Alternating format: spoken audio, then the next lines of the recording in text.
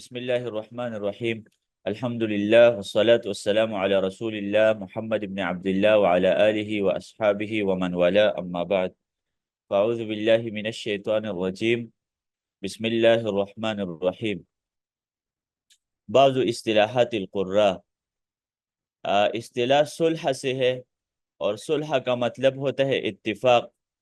اصطلاح اس چیز کو کہا جاتا ہے جس پر لوگ اتفاق کرتے ہیں، اور اس مصطلح الحدیث کو بھی مصطلح الحدیث اس لیے کہتے ہیں کہ وہ کچھ قواعد اور قوانین ہیں، اس پر محدثین نے اتفاق کیا. صحیح حدیث کے ڈیفینیشن پر محدثین نے اتفاق کیا، تو اس کو اصطلاحات المحدثین کہتے ہیں.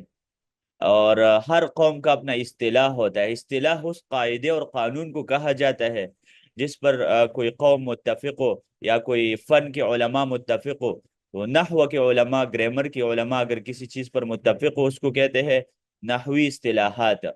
اور آج ہم جو پڑھیں گے، چونکہ ہمارا موضوع قراءات ہے، تو قراءات کی جو اصطلاحات ہے، کچھ قاریوں کی خاص اصطلاحات ہے. ہر قوم کا اپنا اصطلاح ہوتا ہے. قرآن مجید کا بھی اپنا اصطلاح ہے. مثال کے طور پر سیارہ کا لفظ ہے، تو سعودیہ میں ٹیکسی کے لیے لفظ استعمال، تو سعودیہ والوں کا اپنا اصطلاح ہے، یعنی ان کا اپنا تعبیر ہے کہ سیارہ کا لفظ ٹیکسی کے لیے استعمال. لیکن قرآن کا اپنا اصطلاح ہے کہ سیارہ کا لفظ قرآن مجید نے قافلے کے لیے استعمال کیا.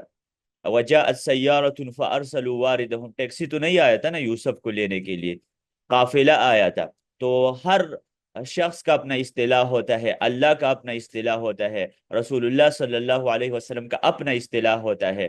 تو اس طرح سمجھنا چاہے. پھر تو اصطلاحات سمجھنا بہت ضروری ہوتے ہیں کہ مثلا محدثین کے اپنے اصطلاحات ہوتے ہیں، اور قاریوں کے اپنے. آج ہم کچھ اصطلاحات پڑھیں گے، یعنی کچھ الفاظ جو قاری حضرات استعمال کرتے ہیں. ان قاریوں سے مراد پرانے علماء قاری ہے، جنہوں نے قراءات کا علم ایجاد کیا، قرآن مجید کے بارے میں ماہر تھے. تو ان کے کچھ الفاظ ہے، اصطلاحات ہے، وہ ہم پڑھیں گے. هناك اصطلاحات للقراء يكثر ورودها على ألسنة علماء القراءات. قراءات کی جو علماء ہے وہ کچھ الفاظ استعمال کرتے ہیں. ينبغي التعریف بها في هذا المقام. یہاں پر ہم ان اصطلاحات سے مراد الفاظ ہے جن پر ان لوگوں نے اتفاق کیا، یہاں پر ہم ڈسکس کریں گے.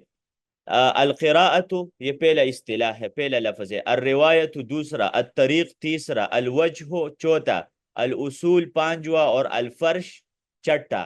6 اصطلاحات ہم یہاں پر ڈسکس کریں گے. تو آج کا جو ٹاپک ہے مین اپنے پاس لکھ کے کہ ہم 6 اصطلاحات کے بارے میں بات کریں گے. اور اصطلاحات صلح سے ہے، یعنی وہ الفاظ جو علماء القراءات اس کے اوپر متفق ہے اور اس کو کچھ کسی خاص معنی کے لیے استعمال کرتے ہیں. حدیث کے باب یہ نہیں ہے. دیکھیں، روایت کا جو لفظ ہے یہ محدثین کسی اور معنی کے لیے استعمال کرتے ہیں. تو لیکن یہاں پر جو قاری حضرات ہے وہ روایت سے کیا مراد لیتے ہیں، انشاءاللہ یہ ہم پڑھیں گے. ہر قوم کا اپنا اصطلاح ہوتا ہے، جیسے ہر زبان والوں کا اپنا اصطلاح ہوتا ہے. میں نے آپ لوگوں کو کہا تھا کہ ہمارے پختون لوگ کہتے ہیں کہ چائے پیو، لیکن کچھ پختون ایسے بھی ہے کہ جو کہتے ہیں کہ چائے خورے، مطلب چائے کھائیں گے. اب ہر قوم کا اپنا اصطلاح ہوتا ہے، چائے تو کوئی کہتا نہیں ہے نا. اور آج ہم ان کے بارے میں پڑھیں. سب سے پہلے القراءت. تو ظاہر ہے القراءت مصدر ہے، آپ لوگوں کو پتہ ہے. قرأ یقرأ قراءة فهو قارئ. مصدر وہ ہوتا ہے جو تیسرے نمبر پر ہوتا ہے. قرأ یقرأ قراءة، قرأ اس نے پڑھا، یقرأ وہ پڑھتا ہے، قراءت پڑھنا. اس نے کہا وہ کانا کہتا ہے، اور کانا کانا یہ جو مصدر ہوتا ہے، مصدر آپ جانتے ہیں تیسرے نمبر پر جو ہوتا ہے، اور اردو میں اس کے آخر میں نون الف آتا ہے. وهي كل ما نسب الى امام من ائمه القراءات مما اجمع عليه الرواه عن هذا الامام. قراءت سے مراد ہر وہ چیز ہے جو کسی امام کی طرف منسوب ہو. مثلا یہ ورش کی قراءت ہے، یہ نافع کی قراءت ہے، یہ فلان جو مشہور قاری ہے، 17 جو ہم پڑھتے ہیں نا کہ یہ فلان قاری کی طرف. تو قراءت سے مراد وہ الفاظ ہے جو کسی قاری امام کی طرف. کس امام کی طرف منسوب ہو؟ فقہ کی امام نہیں، ابو حنیفہ کی طرف نہیں، بلکہ قراءت کی کسی امام. قراءت کی امام ہم پڑھیں گے انشاءاللہ آگے. یہ نام آ رہا ہے نافع، ابن کثیر، ابو عمر ابن عامر، حمزہ، ابو جعفر، عاصم، کسائی، یعقوب وغیرہ. تو ان کی طرف جو چیز منسوب ہو نا اس کو کہتے ہیں قراءت. کل مانس، تو قراءت کی ڈیفینیشن کیا ہے؟ ہر وہ چیز جو کسی قراءت کی امام کی طرف منسوب ہو. کما فی قوله تعالی فی سورۃ الفاتحہ، اللہ تعالیٰ کا ارشاد ہے مالک یوم الدین. اس میں دو قراءت ہے نا، ایک الف کے ساتھ ہے اور ایک بغیر الف ہے. مالک کا مطلب ہوتا ہے کہ اللہ تعالیٰ مالک ہے. مالک کا مطلب کیا ہوتا ہے؟ جو کسی چیز کے اوپر کنٹرول رکھتا ہے. اور دوسرا قرات الف کے بغیر ملک یوم الدین. ابن جریر الطبری رحمہ اللہ نے جب یہ قرات ڈسکس کی ہے تو ان کا طریقہ کار یہ ہے کہ وہ کسی ایک قرات کو ترجیح دیتے ہیں دوسرے کے اوپر. کہتے ہیں یہ قرات زیادہ قوی ہے اور دوسرے اتنے قوی نہیں ہے، یہ مجھے زیادہ پسند ہے. تو طبری کہتے ہیں مجھے ملک یوم الدین زیادہ پسند ہے. کیونکہ دیکھیں مالک اور ملک میں فرق ہے. مالک ہوتا ہے کہ اس کی ملکیت میں کوئی چیز ہے. مثال کے طور پر میرے پاس ایک گھر ہے، پراپرٹی ہے، میں اس کا مالک ہوں. لیکن ملک کا مطلب ہوتا ہے بادشاہ. ابھی ہر مالک بادشاہ نہیں ہوتا، لیکن ہر بادشاہ مالک ہوتا ہے. کسی ملک کا جو بادشاہ ہے نا اس کے کنٹرول میں بہت ساری چیزیں ہوتے ہیں. تو ملک یوم الدین کا مطلب ہے کہ اللہ بادشاہ ہے. تو ملک کے لفظ یہ مستلزم ہے مالک کے لیے بھی، یعنی جو بھی ملک ہوتا ہے وہ مالک بھی ہوتا ہے، جو بادشاہ ہوتا ہے وہ مالک بھی ہوتا ہے. لیکن مالک کے لیے ضروری نہیں ہے کہ وہ بادشاہ ہو. تو جو معنی جامع ہے نا طبری اس کو لے رہا ہے. بہرحال یہ تو میں نے تفسیری ایک بات کی آپ کچھ کہ وہ ترجیح نہیں دینا چاہیے. دونوں متواتر قرات ہے. مالک یوم الدین بھی پڑھ سکتے ہیں اور ملک یوم الدین بھی پڑھ سکتے ہیں الف کے بغیر. اس کے بعد آپ دیکھ سکتے ہیں قرأہا نافع. نافع جو قاری ہے اس نے یہ پڑھی ہے، اور ابن کثیر اور ابو عمر 3، ابن عامر 4، حمزہ 5، ابو جعفر 6. 6 قاریوں نے بحذف الالف پڑھے ہے، یعنی الف کو حذف کر دیا، ملکی یوم الدین پڑھے. اور آج کل مغرب میں بہت سارے قاری نماز میں بھی ملکی یوم الدین پڑھتے الف کے بغیر. اور آگے پھر دیکھیں کنہوں نے الف کے ساتھ پڑھی ہے. وقرأ عاصم والکسائی ویعقوب وخلف العاشر مالک باثبات الالف، الف کے ساتھ. تو عاصم، کسائی، یعقوب اور یہ 4 قاریوں نے نا الف کے ساتھ پڑھا ہے. فروات هؤلاء الائمة لم يختلفوا في نقل قراءة الكلمة المذكورة ولذلك تسمى قراءة فلان كذا. تو ابھی ہم کہیں گے عاصم کی قراءت اس طرح ہے، کسائی کی اس طرح ہے، ابن کثیر کی قراءت اس طرح ہے. تو مطلب جو لفظ ملک یوم الدین کا جو لفظ ہے نا وہ ان قاریوں کی طرف منسوب ہے جو 6 ہے. تو اس کو کہتے ہیں قراءت. قراءت یعنی وہ لفظ کا جو خاص طرز ہوتا ہے کسی قاری کی طرف منسوب ہوتا ہے. الف کے ساتھ مالک یوم الدین ایک قاری کی طرف منسوب ہے، اور الف کے بغیر دوسرے قاری کی طرف منسوب ہوتے ہیں. کہتے ہیں یہ کسائی کی قراءت ہے اور یہ فلان. جی، اور ائمہ کے نام یہ اب اسے یاد کرتے جائے. آگے انشاءاللہ ائمہ کے بارے میں ہم تفصیلی پڑھیں گے کہ یہ قراءات سبعہ کب سے شروع ہوئے، 17 کب سے شروع ہو گئے. کیا 10 قراءات کے علاوہ اور قراءات ہے؟ جیسے میں نے ایک کتاب کا حوالہ دیا تھا اتحاف فضلاء البشر بالقراءات ال14، کہ قراءات تو 14 بھی ہے. تو ان کے ساتھ پھر کیا کریں گے جو باقی ہمارے مدرسوں میں تو 17 پڑھائے جاتے ہیں. اس کے بارے میں انشاءاللہ تفصیل پڑھیں گے. اب اسے نا یہ قاریوں کے نام یاد رکھیں، نافع، ابن کثیر، ابو عمر اور ابن عامر، حمزہ، ابو جعفر وغیرہ، کسائی، عاصم یاد رکھیں. تو یہ پہلا اصطلاح تھا جو ہم نے آج پڑھا. دوسرا ہے روایت. روایت کا یہ بھی مصدر ہے، روا یروی روایتن فہو راوی.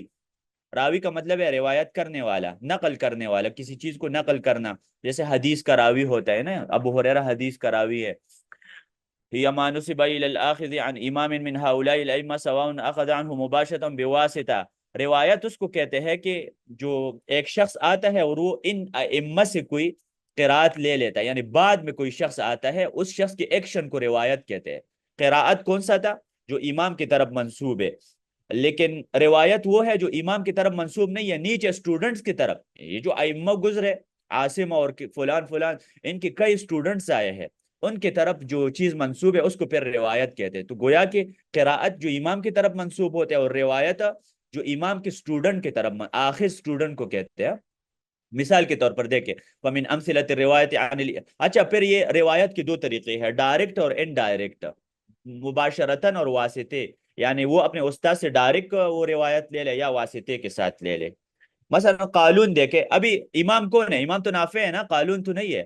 قالون جو راوی ہے یہ نافع کا سٹوڈنٹ ہے، اور اسی طرح شعبہ یہ عاصم کا سٹوڈنٹ ہے.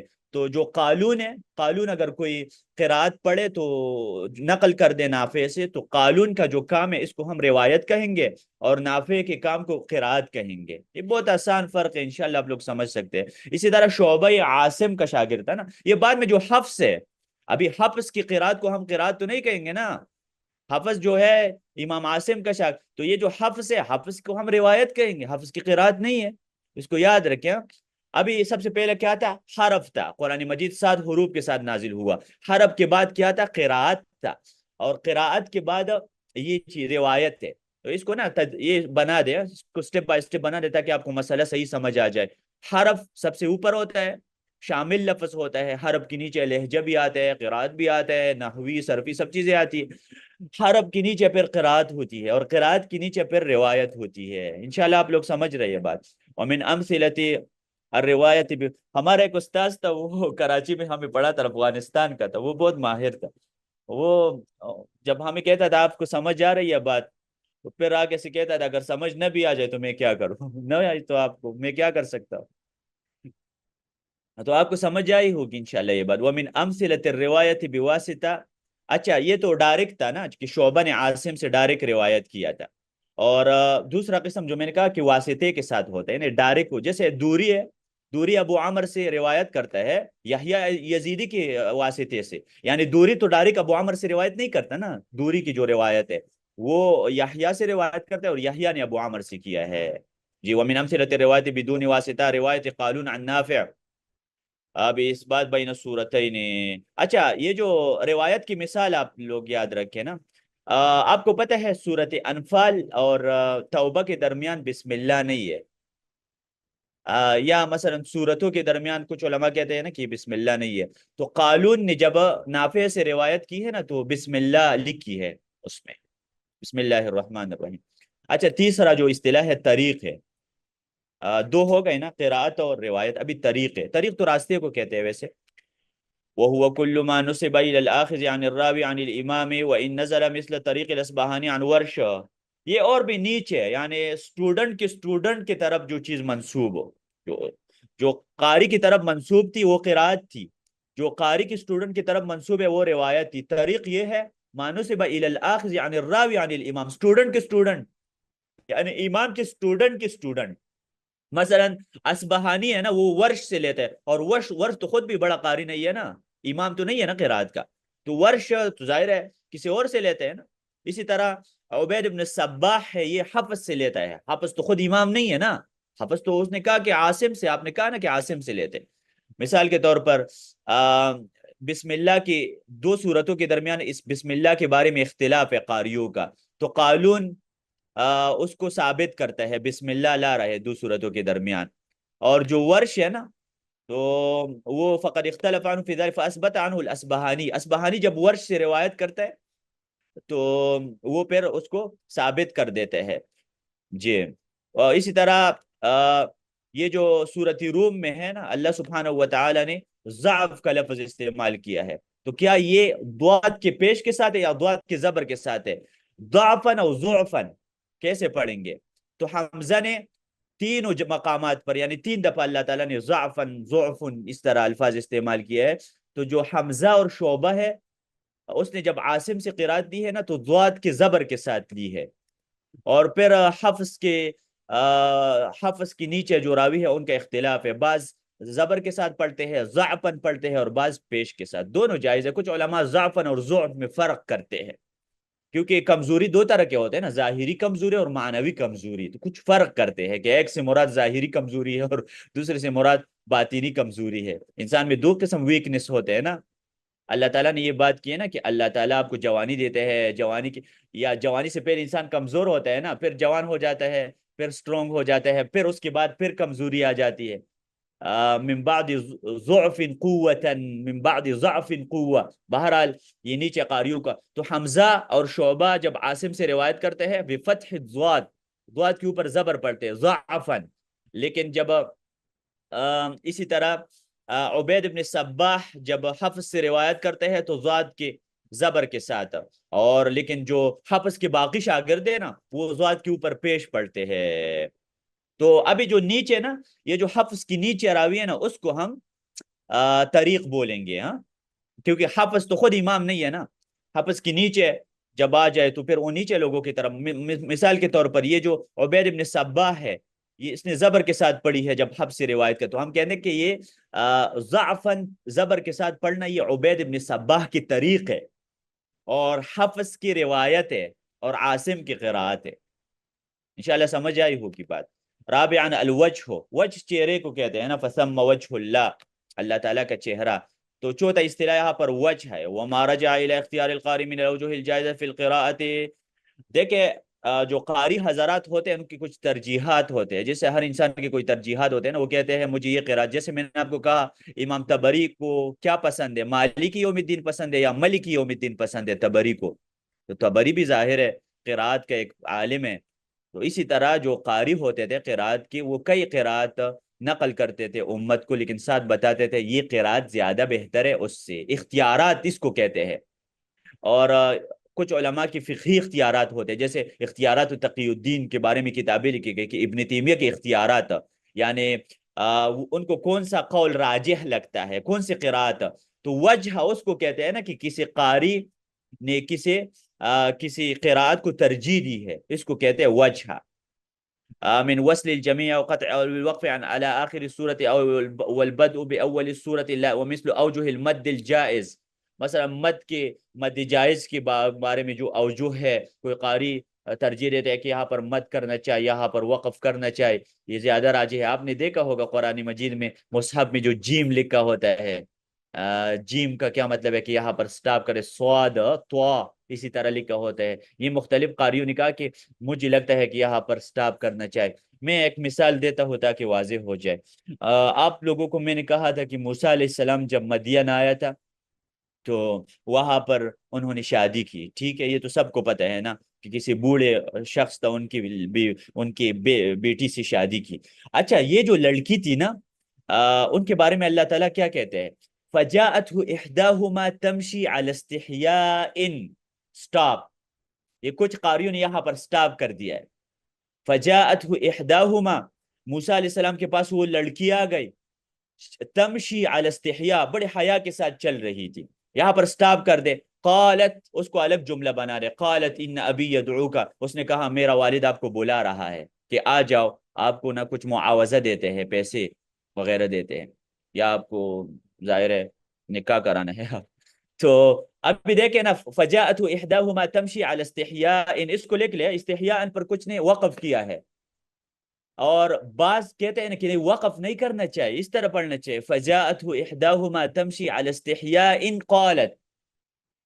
تو بعض نے وصل کیا ہے، وصل کا مطلب ہے عَلَى اسْتِحْيَاءٍ پر وقف نہ کرے، قالت اس کے ساتھ ملا دے، یعنی وہ حیا کے ساتھ آ بھی رہی تھی اور بات بھی حیا کے ساتھ کر رہی تھی، دونوں. اگر آپ سٹاپ کریں تو پھر اس کا مطلب یہ ہے کہ وہ صرف حیا کے ساتھ آ رہی تھی، بات اس کا نہیں پتا کہ بات کیسی کی ہے. ہم نہیں کہتے کہ بے حیائی کے ساتھ بات کی ہے، لیکن حیا پھر صرف مشی کے ساتھ لگے گا. فجاءت احداهما تمشي على استحياء، یہ مشی کے ساتھ لگے گا اگر آپ سٹاپ کر. لیکن اگر قالت کو استحیاء کے ساتھ ملا دے تو پھر مطلب دو کام اس نے حیا کے ساتھ کیے، بات بھی حیا کے ساتھ کی کہ میرا ابو آپ کو بلا رہا ہے، اور ساتھ آ رہی تھی بھی حیا کے ساتھ. انشاءاللہ آپ لوگ سمجھ گئے. تو کچھ لوگ کہتے ہیں یہاں پر وقف بہتر ہے، اور کچھ کہتے ہیں کہ وصل بہتر ہے، کیونکہ دو چیزوں میں حیا ہو تو زیادہ بہتر ہے.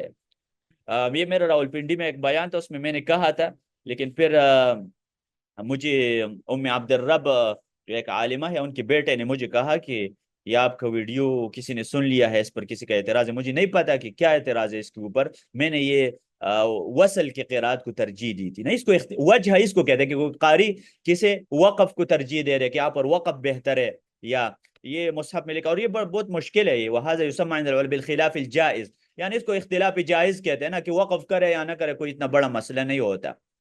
انشاءاللہ آپ لوگ آپ نے یہ چیز کو سمجھ. ابھی خامساً 5 نمبر جو اصطلاح ہے اصول ہے. اصول یہ ہوتے ہیں یعنی تجوید کے قواعد، ادغام، اظہار وغیرہ. اصول سے مراد قوانین ہے، یعنی وہ قواعد جو آپ کو تجوید میں سکھائے جاتے ہیں اور قرآن کی ہر آیات پر آپ اس کو فٹ کر سکتے ہیں. مثال کے طور پر اظہار کا جو قاعدہ ہے کہ جہاں پر حرف حلقی آ جائے تو وہاں پر غنہ نہیں کرنا ہے، تو یہ قاعدہ تو آپ قرآن کی ہر آیات میں فٹ کر سکتے ہیں. اس کو کہتے ہیں اصول. اصول اصل کی جمع ہے اور یہ جڑ کو کہا جاتا ہے، یعنی قاعدہ کو کہا جاتا ہے. اور الاحکام الکلیہ المضطرد التي يندرج تحت الجزئیات المتماثلہ، یعنی کلی قانون ہوتے ہیں جس کے اندر کلی قاعدہ ہوتا ہے، ایک کومن رولز ہوتے ہیں، اس کے نیچے پھر کئی جزئیات داخل ہے. مثال کے طور پر منطقی ایک کلی قاعدہ ہے یا عقلی ایک کلی قاعدہ ہے کہ کل انسان یموت، ہر انسان مرتا ہے. اور پھر آپ سے میں پوچھوں گا زید مرے گا یا نہیں، آپ کہیں گے ہاں جی یہ قاعدے کے نیچے داخل ہے نا، زید انسان نہیں ہے کیا، مرے گا تو ضرور.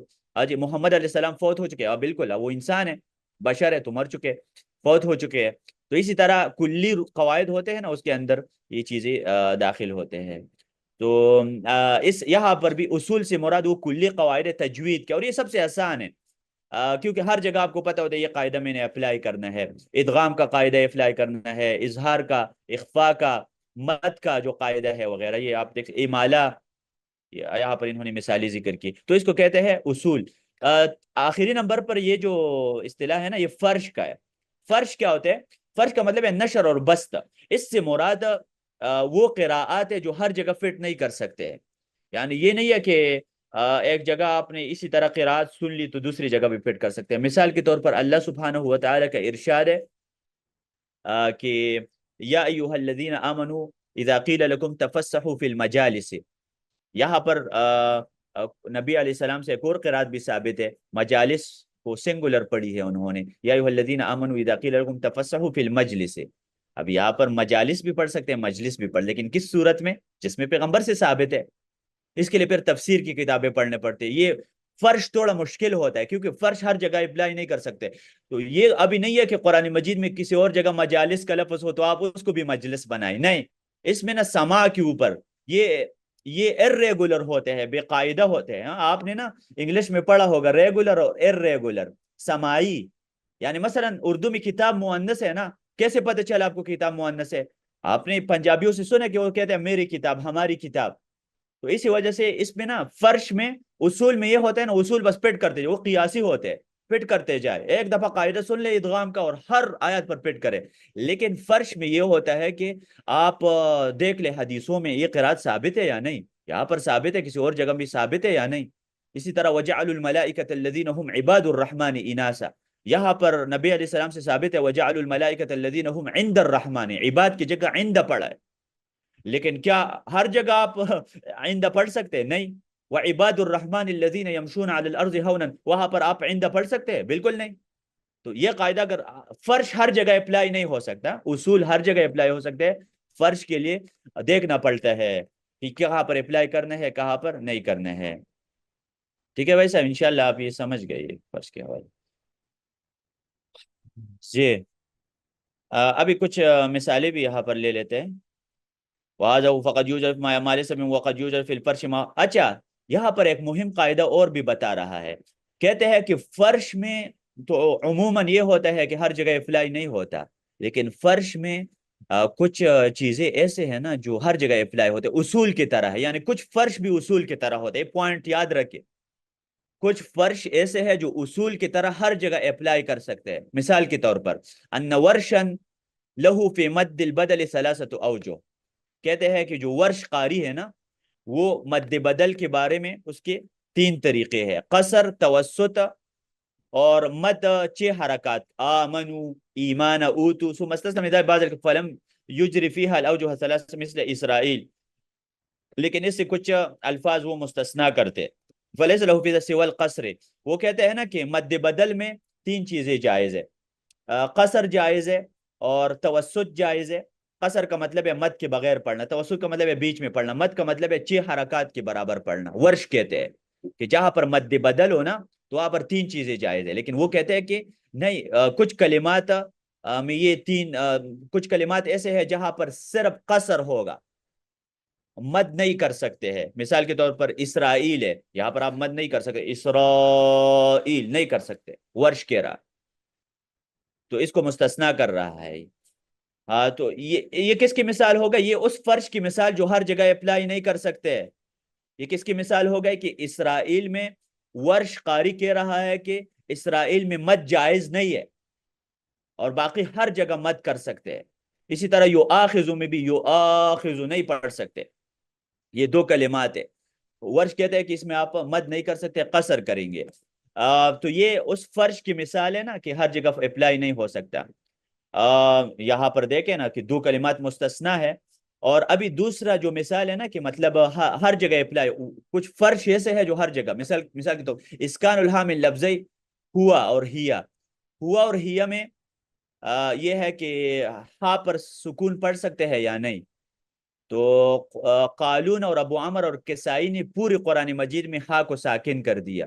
ہو جب اس کے ساتھ ہوا اور فا آ جائے اور لام آ جائے، جیسے وہ ہوا یہاں پر وہ ہوا، یہاں پر ہا پر ہم پیش پڑھتے ہیں وہ ہوا، لیکن وہ کہتے ہیں وہ ہوا بكل شان. اور اسی طرح جب فا آ جائے فهو وليهم وان اللہ لہوا، جب لام آ جائے. تو یہ قالون اور ابو عمر اور کسائی کہتے ہیں کہ جب ہوا اور ہیا فا اور لام کے ساتھ آ جائے واو کے ساتھ، پھر اس کو ہم سکون پڑھیں گے، ہا پر پیش نہیں پڑھیں گے سکون. جو باقی قاری ہے وہ کہتے ہیں کہ اس پر آپ پیش پڑھ سکتے ہیں. بہرحال یہ وہ فرش ہے جو ہر جگہ آپ دیکھیں فرش ہے، لیکن ہر جگہ آپ فٹ کر سکتے ہیں. جہاں پر بھی ہوا آ جائے نا تو قالون اس کو سکون کے ساتھ پڑھتے ہیں، ہا پر سکون پڑھتے ہیں. تو اس کو کہتے، یہ ہم نے پوائنٹ کیا سمجھا؟ ہم نے کہا کہ اصول اور فرش میں یہ فرق ہے. اصول ہر جگہ اپلائی ہو سکتے ہیں، فرش ہر جگہ، لیکن کچھ فرش ایسے ہے جو ہر جگہ اپلائی ہو سکتے ہیں، جس کی یہ مثال ہو گئی.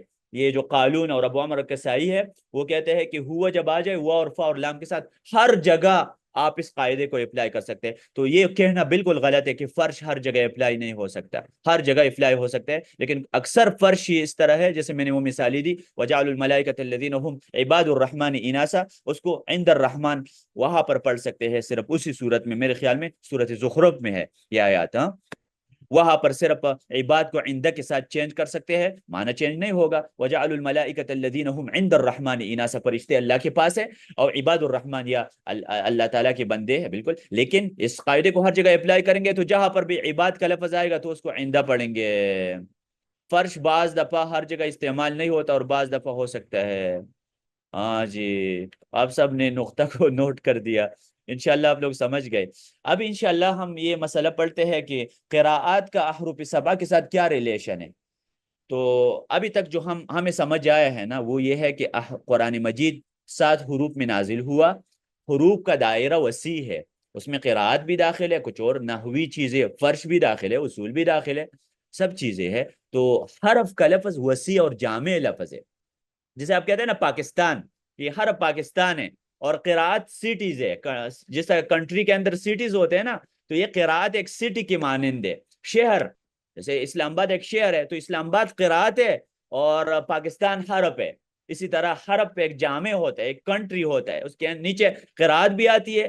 تو اس لیے نا امام سیوطی کہتے ہیں یہ بہت ضعیف قول ہے کہ آپ لوگ کہے کہ قرآن کریم 7 قراءت میں نازل ہوا ہے. غلط ہے، یہ تو عوام کا قول ہے بالکل. تو ابھی ہم انشاءاللہ یہ پڑھیں گے. اتنا تو ہمیں سمجھ آیا تھا نا کہ قراءت یہ حروف کے تحت داخل ہے، حروف ایک جامع لفظ ہے. لیکن ابھی ہم پڑھیں گے کہ قراءت کا کیا تعلق ہے حروف سبا کے ساتھ.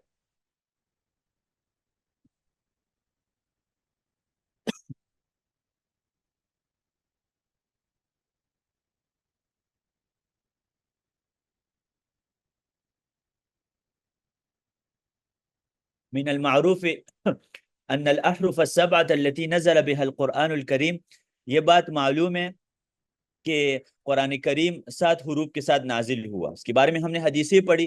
کانت کثیرۃ جدا، وہ حروف بہت زیادہ تھے. منها ما نقل نقلا غیر متواتر، بعض حروف ہے جو متواتر نہیں ہے. ومنها ما نسخ فی حیات الرسول، یہ ایک اور پوائنٹ کی بات ہے کہ کچھ حروف پیغمبر علیہ السلام کے زمانے میں منسوخ ہو گئے. من خلال المعارضات التي كان جبريل يعارض بها رسول اللہ فی رمضان من کل سنہ. جبریل علیہ السلام ہر رمضان میں آتا تھا ہر سال اور پیغمبر کو قرآن سناتا تھا. تو کبھی کہتا تھا یہ منسوخ ہے، یہ حرف دوسرا حرف پڑھے. تو کچھ حروف پیغمبر کے زمانے میں منسوخ ہو چکے ہیں، قراءات منسوخ ہو چکے ہیں. اور جبریل آتا تھا رمضان کے مہینے میں رسول اللہ صلی اللہ علیہ وسلم. بخاری کی حدیث ہے کہ جبریل آتے تھے اور مجھ سے قرآن سنتا تھا، میں ان سے سنتا تھا. جبریل علیہ السلام معلم ہے، علمہ شدید القوا، محمد علیہ السلام کا استاذ بھی اسٹرونگ ہے، اور محمد بھی اسٹرونگ ہے، اور محمد کے شاگرد بھی مضبوط ہے، صحابہ۔ اور محمد علیہ السلام نے ایسے شاگرد پیدا کیے تھے، سب اہل حدیث تھے۔ تو محمد علیہ السلام بھی اہل حدیث ہے، اور جبریل بھی اہل حدیث ہے، اور صحابہ بھی اہل حدیث ہے۔ امام شافعی کہتے ہیں جب میں کسی اہل حدیث کو دیکھتا ہوں گویا کہ میں کسی صحابی کو دیکھتا ہوں، یہ صحابہ بھی اہل حدیث تھے۔ تو وہ ان کو سناتا تھا رمضان میں ہر سال۔ اور اللہ نے یہ کہا ہے یمحو اللہ ما یشاء ویثبت، اللہ کی مرضی ہے، کبھی ایک حرف منسوخ کرتا ہے اور دوسرا اس کی جگہ لاتا ہے۔ وعنده الکتاب، اللہ سے نہیں پوچھا جائے گا، لا يسأل عما يفعل، اللہ سے نہیں پوچھا جائے گا۔ وفي السنة الأخيرة من حياته عارضه الوحي بالقرآن مرتين، آخری سال میں جبریل 2 دفعہ آیا تھا، آخری پیغمبر کی جو زندگی کے آخری سال ہے نا۔ وفي هذه المعارضات، معارضات کا مطلب ہے پیش کرنا، یعنی وہ پیغمبر کے اوپر قرآن پیش کرتا تھا۔ ولذلك كان من القواعد التي تبعت في جمع القرآن في عهد ابی بکر ان تكون قد ثبت في العارضة الأخيرة۔ ابو بکر رضی اللہ عنہ نے صحابہ سے کہا تھا کہ جو آخری قرات ہے نا، جو پیغمبر صلی اللہ علیہ وسلم پر جبریل نے آخری دفعہ قرآن پڑھا تھا، سنایا تھا، وہ مجھے بتا دیتا کہ کیونکہ انہوں نے ابو بکر نے ایک ہی قرآن مجید کو جمع کر دیا تھا نا اپنے دور میں، کیونکہ 70 قاری شہید ہوئے تھے یمامہ کی جنگ میں، تو اس لیے ابو بکر قرآن مجید 2 دفعہ جمع ہوا ہے، ایک ابو بکر کے زمانے میں جمع ہوا اور ایک عثمان کے زمانے میں، اور دونوں جمع کے اسباب مختلف ہے۔ قاری شہید ہو رہے تھے تو اس لیے ابو بکر نے ایک ہی قرآن کریم کو جمع کر دیا اور لکھ لیا تاکہ وہ ضائع نہ ہو جائے قرآن کریم۔ اور دوسری دفعہ پھر عثمان رضی اللہ عنہ نے جب قرآت میں اختلاف تھا، ایک قسم عجم بھی اسلام میں داخل ہوئے تھے، تو اس وجہ سے پھر عثمان نے ایک حرف پر قرآن کو جمع کر دیا۔ یاد رکھے عثمان رضی اللہ عنہ نے ایک قرآت پر قرآن کو جمع نہیں کیا بلکہ ایک حرف پر جمع کیا۔ روى البخاري بسنده عن فاطمة بنت رسول الله قالت أسر إلي النبي أن جبريل كان يعارضني، فاطمہ کہتی ہے پیغمبر نے مجھے خفیہ یہ بات بتائی ہے کہ جبریل آتا تھا اور ہر سال مجھے قرآن سناتا تھا، وأنه عارضني العلم مرتين، اور 2 دفعہ آخری سال 2 دفعہ، ولا أراه إلا حضر أجلي، اور مجھے یقین ہے ابھی میں وفات ہونے والا ہوں، آخری سال۔ وإذا كان المراد بالقراءات جميع ما نزل على رسوله سواء الذين نسخوا المعروف أو حرف الأحرف السبع هي هذه القراءة فيسير أن نقول الأحرف هي القراءات. أما إذا أردنا القراءات المتواترة تحقق في الشروط الثلاثة، ابھی یہ لکھے یہاں پر کہ متواتر قراءت کے لیے 3 شروط ہے، اس کی سند صحیح ہو، جیسے حدیث کی سند صحیح ہو، دوسرا مصحف عثمانی کے ساتھ موافق ہو، رسم عثمانی کے ساتھ کیا ہو، موافق ہو۔ اس موضوع کو میں تھوڑا کھول کر بیان کرتا ہوں تاکہ واضح ہو جائے، انشاءاللہ آگے مزید آ رہا ہے۔ ابھی یہ لکھے کہ متواتر قرات کے لیے 3 شروط ہے۔ نمبر 1، سند متصل ہو، اس کے سند بالکل صحیح ہو، رسول اللہ سے ثابت ہو، سند کے ساتھ کئی صحابہ نے اس کو نقل کر دیا۔ اگر ایک صحابی نے نقل کیا تو اس کو شاذ کہا جاتا ہے، کیونکہ وہ تو متواتر نہیں ہے نا پھر۔ یا اس کی سند میں اگر کوئی ضعیف راوی ہو، جس طرح حدیث کے لیے سند کی صحت ضرورت ہے تو قرآن کے لیے تو من باب اولا ضرورت ہے، یہ سند اس کی صحیح ہو۔ مثال کے طور پر السارق والسارقة فاقطعوا ایدیہما، یہ قرات بہت سارے صحابہ نے پیغمبر علیہ السلام سے سنی ہے اور ہمارے مصحف میں بھی موجود ہے، السارق والسارقة فاقطعوا ایدیہما، کہ جب چور چوری کرے تو ان کا ہاتھ کاٹے۔ اچھا، ہاتھ کے لیے ایک اور لفظ استعمال ہوتے ہیں نا، یمین کا لفظ استعمال ہوتے ہیں نا، تو ایک صحابی کی قرات ہے السارق والسارقة فاقطعوا ایمانہما، لیکن اس قرات پر سب صحابہ متفق نہیں ہے، یہ پیغمبر سے ثابت نہیں ہے، ایک صحابی کی قرات ہے ابی بن کعب وغیرہ، تو اس کو ہم متواتر قرات نہیں کہیں گے۔ یہ دونوں قرات لکھ کے میسج میں یہاں پر السارق والسارقة فاقطعوا ایدیہما متواتر ہے، السارق والسارقة فاقطعوا ایمانہما، ان کے دائیں ہاتھ کاٹے، تو یہ قرات کیا ہے بھائی صاحب؟ یہ شاذ ہے، متواتر نہیں ہے۔ متواتر قرات کے لیے پہلا شرط یہ ہے کہ سند کے ساتھ ثابت ہو، بہت سارے صحابہ سے ثابت ہو، صرف ایک صحابی کی قرات نہ ہو۔ اسی طرح جو قسم کا کفارہ ہے اس میں اللہ کہتے ہیں 3 دن روزے رکھو، لیکن پے در پے شرط نہیں ہے۔ لا يؤاخذكم الله باللغو في ايمانكم ولكن يؤاخذكم بما عقدتم الايمان فكفارته اطعام 10 مساكين من اوسط ما تطعمون اهلكم او كسوتهم او تحرير رقبه فمن لم يجد فصيام 3 ايام ذلك كفارة، ہمارے پاس یہ ہے فصيام 3 ايام، یہ متواتر قرات ہے۔ عبداللہ ابن مسعود سے نقل ہے فَصِيَامُ ثَلَاثَةِ أَيَّامٍ مُتَتَابِعَاتٍ، یہ متتابعات کی جو الفاظ ہے یہ پیغمبر سے ثابت نہیں ہے، صرف ابن مسعود کی قرات ہے، ابن مسعود کی قرات شاذ ہے، تو وہ الگ مسئلہ ہے کہ شاذ قرات سے فقہی مسائل ثابت کر سکتے ہیں یا نہیں، لیکن میں دو مثالیں میں دے چکا ہوں شاذ قرات کی، کہ ایک صحابی سے جو قرات ثابت ہے نا وہ شاذ ہوتی ہے، یعنی وہ متواتر نہیں ہے، قرآن میں اس کے ساتھ تلاوت نہیں کرنی چاہیے نماز میں خاصتاً، متواتر ضرور، متواتر کا کیا مطلب ہے کہ بہت سارے لوگوں نے اس کو روایت کی ہے، یہ پہلا شرط ہے کہ سند اس کی صحیح ہو، اور دوسرے نمبر پر کیا ہے کہ اس کے مصحف عثمانی کے ساتھ موافق ہو وہ قرات، یعنی مصحف عثمانی کا جو رسم ہے نا اس کے ساتھ موافق ہو، اور تیسرے نمبر پر جو یہ دو شروط ہو گئے، اور تیسرے نمبر پر یہ ہے کہ عربی کی مخالف نہ ہو، ہاں جی، سند صحیح ہو، اور دوسرے نمبر پر مصحف عثمانی کی رسم کے ساتھ موافقت رکھتی ہو، اور تیسرے نمبر پر عربی کی گرامر کی مخالف نہ ہو۔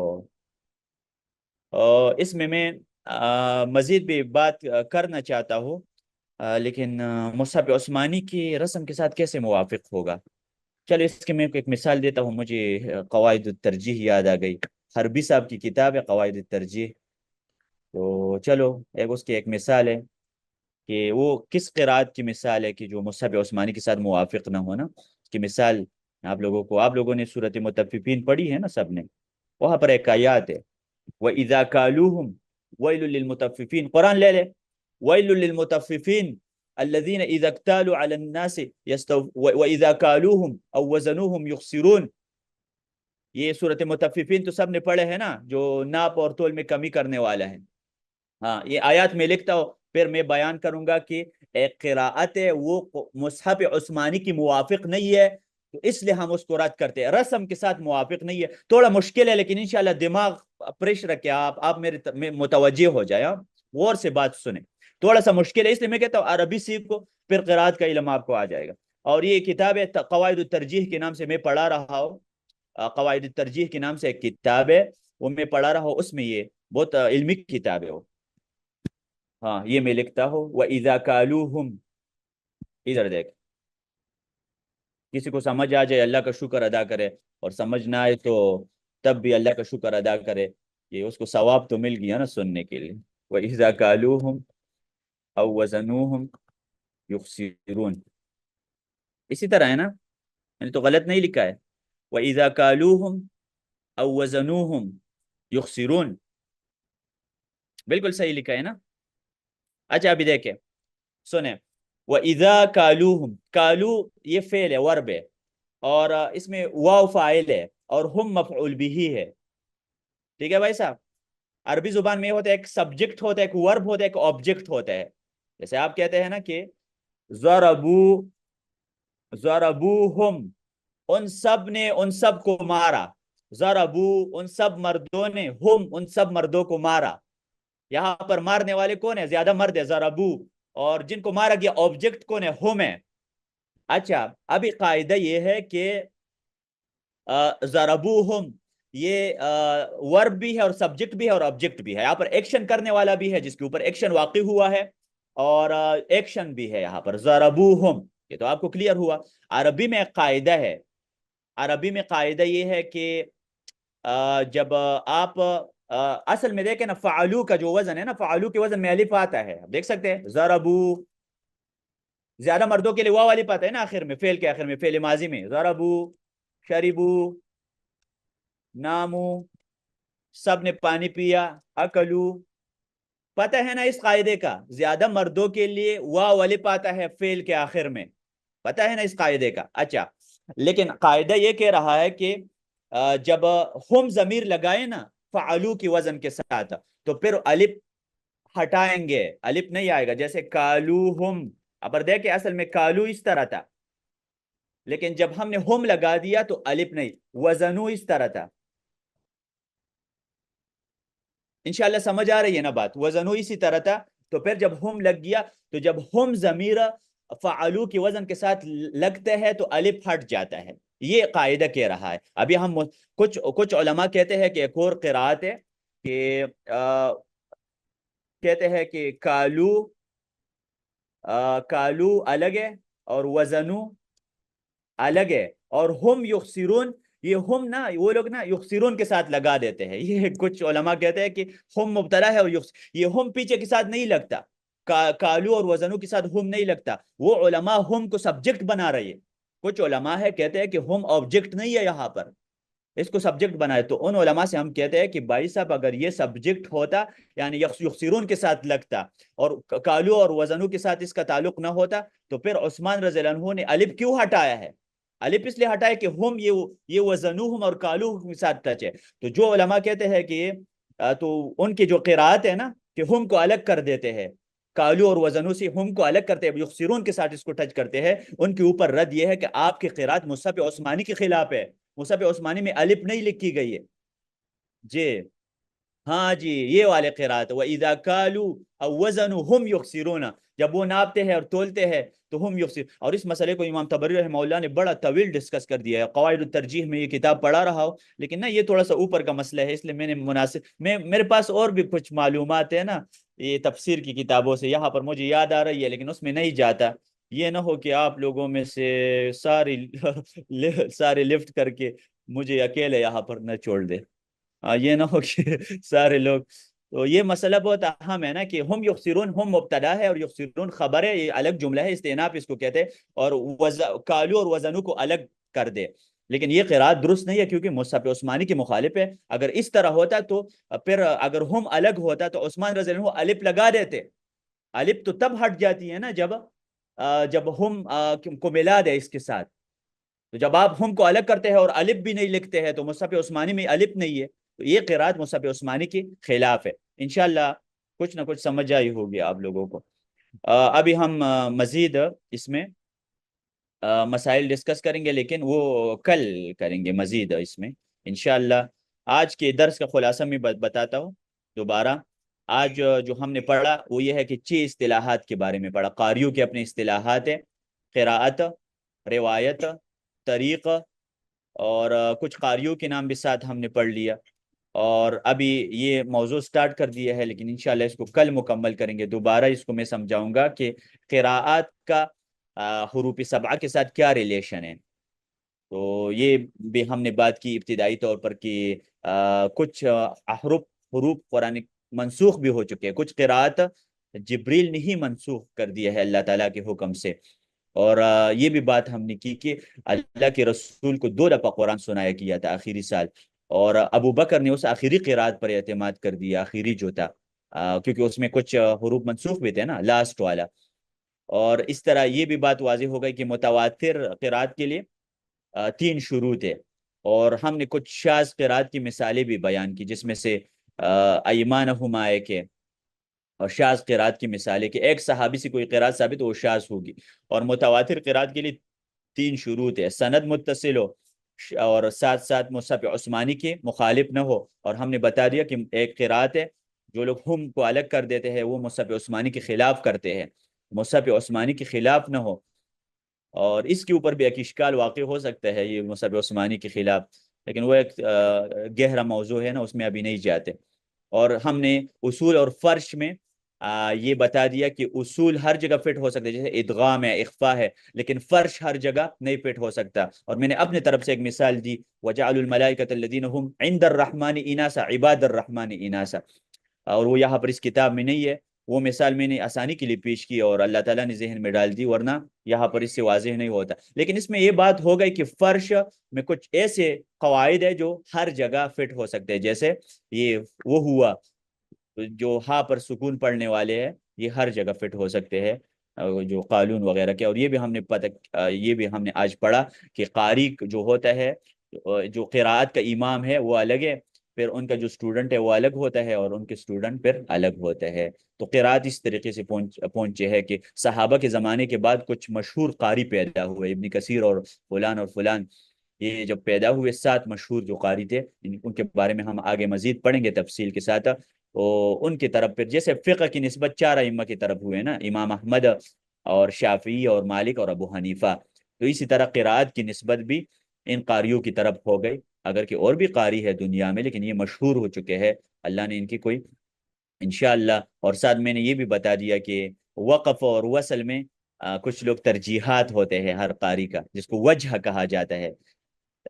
وجہ کا مطلب ہے کہ کوئی قاری ایک قرات کو ترجیح دیتا ہے، دوسرا قاری دوسری قرات کو ترجیح دیتا ہے۔ جیسے میں نے ایک مثال دی، فجاءته احداهما تمشی علی استحیاء، بعض لوگ استحیاء پر سٹاپ کرتے ہیں، اور بعض لوگ قالت کو استحیاء کے ساتھ ملا دیتے ہیں، تو حیا دو چیزوں میں آ جاتی ہے۔ اور یہ مساعد الطیار کے نام سے قرات کا ایک ماہر عالم ہے، اور اصول تفسیر اور علوم القرآن کا، جن کی کتاب ہے اصول تفسیر میں التحریر فی اصول التفسیر، آپ لوگوں سے استفادہ ضرور کریں کہ اس کو عربی آتی ہے۔ مساعد الطیار کے نام سے ایک عالم ہے، ڈاکٹر، سعودیہ میں، اور ان سے میں نے تھوڑا بہت پڑھا بھی ہے۔ ان کی کتاب ہے المحرر فی اصول التفسیر یا التحریر فی اصول التفسیر۔ مجھے کہا گیا کہ وہ یہ جو تمشی علی استحیاء والی جو وصل کی قرات ہے اس نے رد کر دیا، مجھے نہیں پتا، لیکن یہ قرات میں نے اپنے استاد، ایک مصری استاذ قرات کا میرا، ان سے سیکھے ہیں۔ یہ اسلام آباد میں ایک مصری عالم احمد نبیہ نام ہے، کتابی بھی ہے، اور یہ جامعہ ازہر کی بھی استاذ رہ چکا ہے۔ انہوں نے مجھے یہ بتائی قرات، تو ان سے ہم نے پڑھا ہے۔ جی انشاءاللہ اگر کسی کا سوال ہے پوچھ سکتے ہیں، جب تک میں تھوڑا سوچوں گا کہ آپ لوگوں کو ایک مشکل میں مبتلا کر دو۔ مشکل تو آپ کو پتہ ہے نا، میں ایک سوال پوچھوں گا آپ سے آخر میں، تو اس سے پہلے کہ میں آپ لوگوں کو کسی مشکل میں ڈال دو، آپ لوگ کوئی سوال پوچھ سکتے ہیں مجھے مشکل میں ڈالنے کے جی اس سے پہلے کہ میں آپ کو مشکل میں ڈال دو، تو اس سے پہلے آپ لوگ چالاکی کریں نا، چالاکی سیکھیں نا، پاکستان میں لوگ چالاکی سے ہی چلتے ہیں نا۔ ہاں جی، جہاں پر چالاک بندہ ہو اس کو لوگ ماہر بھی کہتے ہیں، اور باقی کہتے ہیں یہ تو سیدھا سادہ ہے، سیدھا سادہ بندہ ہے۔ ہاں جی، یہاں پر بھیک مانگنے کے لیے بھی چالاکی کرنا پڑتے ہے، ورنہ کوئی بھیک بھی نہیں دیتے۔ چلے کوئی سوال پوچھے آپ، اور میں بھی سوچتا ہوں کہ آپ سے کیا سوال پوچھے آج۔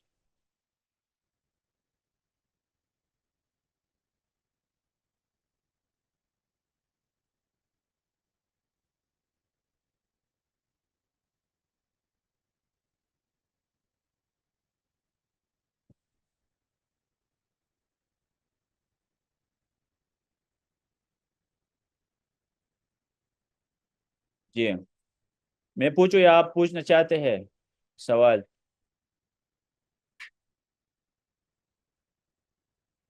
جی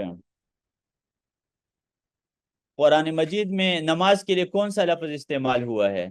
چلے یہ لکھ لے، پھر میں ایک مشکل سوال پوچھتا ہوں، مشکل نہیں آسان ہے، لیکن میں ایسے انداز میں پوچھوں گا نا کہ آپ لوگوں کو مشکل لگے گا، سرپرائز ہے یہ۔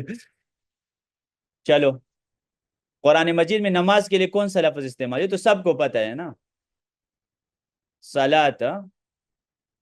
اور صلاۃ کا لفظ اور کس معنی کے لیے استعمال ہوا ہے؟ دعا کے لیے، کس آیات میں؟ یہ خذ من اموالہم صدقۃ تطہرہم بہا وتزکیہم وصلی علیہم، صحابہ کے لیے دعا کرے جب وہ آپ کو زکوٰۃ دے دے، صدقہ دے دے، بیت المال میں جب وہ زکوٰۃ جمع کرتے ہیں تو آپ ان کے لیے دعا دے دے، وصلی علیہم ان صلاتک سکن لہم، سورۃ توبہ میں آپ کی دعا ان کے لیے اطمینان کا سبب ہے۔ ٹھیک ہے، دو معنی ہو گئے۔ اچھا، قرآن مجید میں ایک اور بھی لفظ ہے صلاۃ کے علاوہ، ایک اور لفظ ہے وہ نماز کے لیے استعمال ہوا ہے، یہ کون بتائے گا؟ یہ میرا آج کا سوال ہے کہ قرآن مجید میں صلاۃ کے علاوہ ایک اور لفظ ہے جو نماز کے لیے استعمال ہوا ہے، دلیل کے ساتھ بات کریں گے۔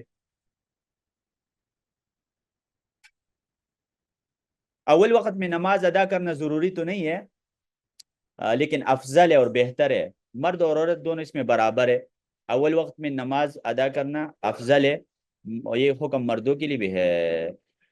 قرات کا علم حاصل کرنا سب طلاب علم کی ضروری ہے؟ نہیں، کوئی بھی علم فرض عین نہیں یا فرض کفایہ ہے، یعنی مطلب اگر کسی سٹی میں یا کسی جگہ میں یا کسی مدرسہ میں ایک شخص، جیسے جنازے کی نماز ہے، جنازے کی نماز میں گھر سے اگر دو بندے بھی شریک ہو جائے، ایک بندہ بھی، تو سب کی ذمہ داری ختم ہو جاتی، اسی طرح اس کو فرض کفایہ جس کو بولتے ہیں نا، عید کی نماز بھی اسی طرح ہے کہ اگر گھر سے ایک بندہ بھی عید کی نماز کے لیے جائے تو باقی نہ پڑھے تو کوئی مسئلہ نہیں. اسی طرح قرات کا علم حاصل کرنا، شرعی علم حاصل کرنا، گھر میں سے ایک شخص حاصل کرے تو کافی ہے. قرات کا سیکھنا واجب میں ہوگا؟ آپ فرض کفایہ ہے نا. قراءات سیکھنا فرض کفایہ ہے، یعنی ملک میں چند لوگ ایسے ہونے چاہیے جو قراءت کا علم سیکھے تاکہ اللہ کا دین باقی رہے نا. اگر سب سیکھنا چاہتے ہیں تو ٹھیک ہے، اگر سب لوگ جنازے میں آنا چاہتے ہیں تو ٹھیک ہے، فرض کفایہ ہے نا. نماز کے لیے قنوت کا لفظ استعمال ہوا ہے، کہاں پر؟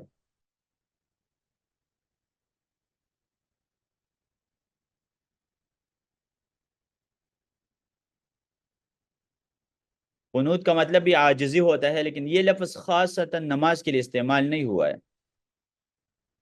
میں تہجد کی بات نہیں کر رہا نا، میں فرض نماز کی بات کر رہا ہوں. فرض نماز تو سب کو پتہ ہے، وَمِنَ اللَّيْلِ فَتَهَجَّدْ بِهِ نَافِلَةً لَكَ عَسَىٰ أَن يَبْعَثَكَ رَبُّكَ مَقَامًا مَحْمُودًا.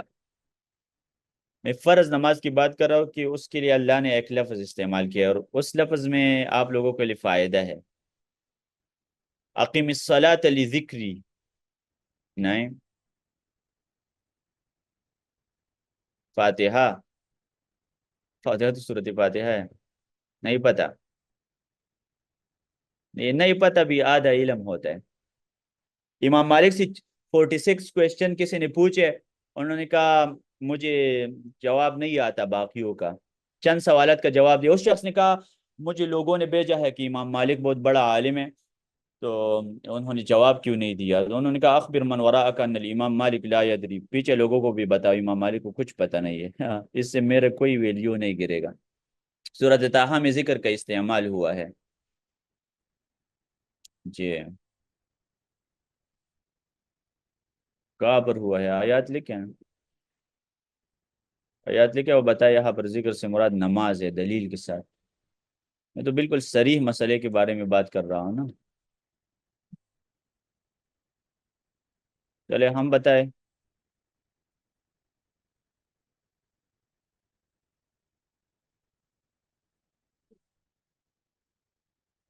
اچھا. جب رسول اللہ علیہ السلام مدینہ گئے تھے نا، تو کچھ مہینوں تک انہوں نے بیت المقدس کی طرف نماز پڑھی. اور پھر کچھ صحابہ فوت ہوئے تھے یا شہید ہوئے تھے جنہوں نے بیت المقدس کی طرف نماز پڑھی. جب قبلہ چینج ہوا تو کچھ صحابہ نے کہا جو لوگ شہید ہوئے انہوں نے تو بیت المقدس کی طرف نماز پڑھی، ان کی نماز ضائع ہو گئی. اللہ نے کون سے آیات نازل کی؟ وَمَا كَانَ اللَّهُ لِيُضِيعَ إِيمَانَكُمْ. ایمان کا لفظ نماز کے لیے استعمال. اللہ تعالیٰ کسی کی نماز ضائع نہیں کرتا. اور یہ دلیل ہے کہ نماز ایمان کا اہم رکن ہے. اگر کسی کی نماز نہیں ہے تو اس کا ایمان نہیں ہے، کیونکہ اللہ تعالیٰ نے نماز کے لیے ایمان کا لفظ استعمال. اس کو کہتے ہیں مجاز مرسلہ، کہ ایک لفظ کا اطلاق کیا جاتا ہے اور مراد کچھ اور ہوتا ہے. جیسے اللہ تعالیٰ نے یجعلون اصابعہم کہا ہے نا، تو انگلی تو پورا کان میں نہیں جاتا نا، ایک بند جاتا ہے، تو بند کے لیے اللہ نے انگلی کا لفظ استعمال کیا. جز کے لیے کل کا لفظ استعمال کرنا. ٹھیک ہے. وما كان اللہ لیضیع ایمانکم. اللہ تعالیٰ نے نماز ضائع نہیں کی ہے جو آپ نے بیت المقدس کی طرف، وہ بھی تو اللہ کی مرضی سے تھا. اللہ تعالیٰ کی مرضی ہوتی ہے، وہ جب آپ کو کچھ بھی بتا دے بس آپ وہی کر دے، اللہ نہیں ضائع کرتا وہ عمل. ٹھیک ہے. ایمان کا لفظ اور یہ کل کا اطلاق کیا مراد جز ہے نا، کیونکہ نماز تو ایک جز ہے نا ایمان کا. اور یہ مرجیہ اور احناف کے اوپر رد ہے جو عمل کو ایمان سے خارج سمجھتے ہیں. صلاۃ نماز عمل ہے نا، تو نماز کیسے خارج ہے؟ اس کو تو اللہ نے خود ایمان کہا ہے، تو وہ ایمان میں داخل ہے، اتنا داخل ہے کہ وہ نماز کو اللہ تعالیٰ نے ایمان کہا ہے. اور یہ لوگ کہتے ہیں عمل خارج ہے ایمان سے. مرجیہ کا یہ عقیدہ تھا پرانے زمانے میں، اور جو کوفہ میں اس کی ترویج حماد نے کیا تھا. حماد امام ابو حنیفہ کا بہت بڑا استاذ تھا، اور اسی وجہ سے یہ لوگ کہتے ہیں کہ امام ابو حنیفہ بھی جہمی تھا، یعنی مرجیہ تھا، اور محمد بن حسن شیبانی بھی. لیکن یہ بات صحیح نہیں ہے، تھوڑا سا احتیاط کرنا چاہیے. آج کل ہاں ہمارے اہل حدیث کے کچھ علماء امام ابو حنیفہ کو مرجیہ کہتے ہیں. یہ بات ثابت نہیں ہے. انشاءاللہ اس پر میں بات کر سکتا ہوں کہ ابو حنیفہ رحمہ اللہ اور محمد بن حسن شیبانی مرجیہ نہیں تھے، ان کے عقیدہ اہل سنت کا ہے، اور وہ بالکل صحابہ کے عقیدے پر مرے ہے. اور یہ بات بالکل صحیح نہیں ہے کہ امام ابو حنیفہ مرجیہ میں سے تھا اور عمل کو کوئی حیثیت ہی نہیں دیتا تھا. مرجیہ وہ لوگ کہتے ہیں نا جو عمل کو کوئی حیثیت، کہتے ہیں ایمان بس ایمان میں عمل داخل نہیں ہے، کلمہ پڑھو اور آپ مومن ہیں. لیکن ایسا کہیں نہیں تھا. نہ محمد بن حسن شیبانی ہے افترا کرتے ہیں یہ لوگ بس کسی عالم کی بات سن کر. اسی طرح تو امام مالک نے کئی علماء کو دجال کہا ہے. محمد ابن اسحاق کتنا بڑا عالم ہے، اس کو امام مالک نے دجال کہا. اور بخاری کا راوی ہے ہشام ابن عروہ، سب جانتے ہیں، عروہ کا بیٹا کتنا بڑا محدث ہے، اس کو امام مالک نے دجال کہا ہے. اور ابن ابی ذئب نے امام مالک کو دجال کہا ہے. اسی طرح تو ہوتا تھا علماء کے درمیان. آ، کسی نے ابو حنیفہ کے بارے میں کوئی بات کی ہوگی تو یہ تو نہیں ہے نا کہ آپ اس کو اسی طریقے سے کر دیں. ابو حنیفہ جس زمانے میں تھا، اگر آپ وہاں پر کوفہ میں ہوتے نا تو آپ کی حالات بھی خراب ہو جاتی. میں وہ بات کر رہا تھا نا کہ اللہ نے صلات کو ایمان کہا ہے. یہ دلیل ہے نا کہ نماز عمل ہے اور عمل ایمان میں داخل ہے، مضبوط طریقے سے داخل ہے.